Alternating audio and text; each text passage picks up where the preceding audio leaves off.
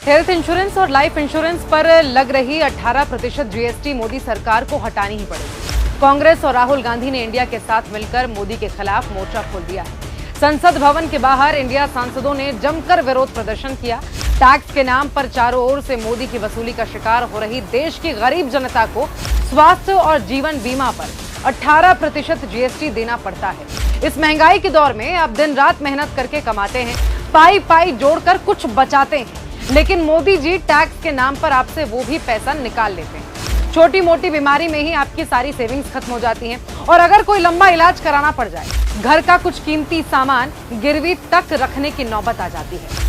और अगर आप इंश्योरेंस से ये मुश्किल हल करना चाहें तो मोदी जी उस पर भी आपसे टैक्स वसूल लेते हैं। मध्यम वर्ग पहले से ही मोदी सरकार की टैक्स वसूली नीतियों के बोझ तले जूझ रहा है।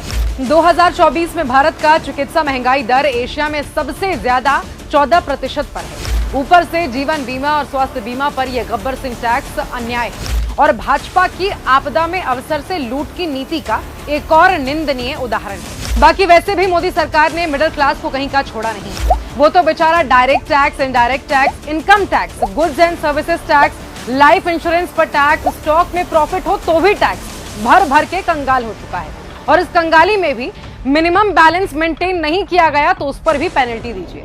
लेकिन मोदी सरकार की वसूली का यह रैकेट अब बंद होकर ही रहेगा।